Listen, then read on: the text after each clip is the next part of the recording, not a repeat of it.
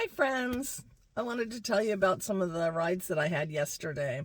I didn't have any streaks or streak zones, so what I was able to do is I would log on, get a ride, and in a bonus zone, which means it was busy, so it was paying extra. Sometimes it's only a couple bucks.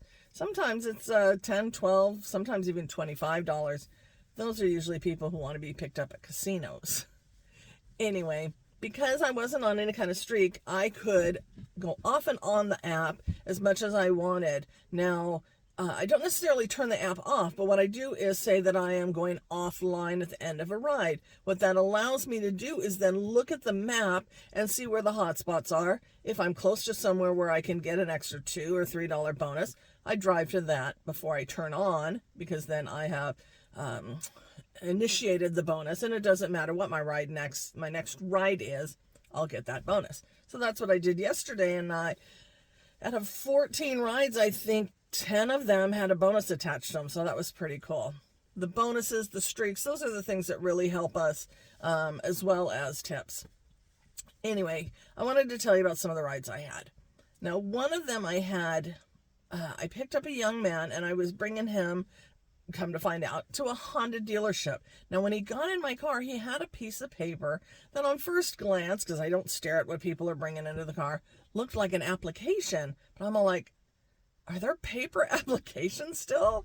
But then I thought, well, maybe it's like a resume or something. But he was definitely nervous. I definitely dropped him off at the Honda dealership, and it looked like he was going for a job interview. So I hope the young man got the job if he was well qualified. Another one I got was an out and back. Now, what's interesting about the out and back is on the way home, he told me that that Uber doesn't do them anymore, but I don't drive Uber, so I'm not sure. So I don't know if they don't do it anymore, or if they didn't do it for a time, or if he just has trouble getting anyone to bring him an out and back, because here's the situation. It was from his house to the library. He was dropping stuff off and picking stuff up and going back home. Now, the entire ride back and forth was only maybe a $4 ride. He did tip a couple dollars, which is very nice. It doesn't take a lot of time, but unfortunately, there are a lot of a lot of drivers who just want to pick you up, bring you where you're going, and move on to the next one. They don't have a lot of patience for waiting for you to get in the car. They don't have a lot of patience for waiting for you at a stop. I don't care. I will take you where you need to go. He was a very nice man, very appreciative that somebody was able to bring him to the library. I had another one. I think, what was the other one? Oh, I had this very nice man. I picked him up from an emergency room at a hospital.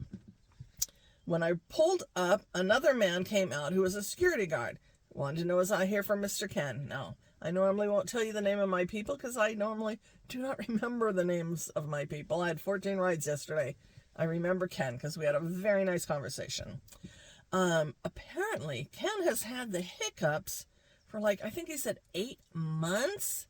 And they were obvious when I was speaking with him. And what had happened yesterday was he was on some kind of medication that they keep trying to give him these medications.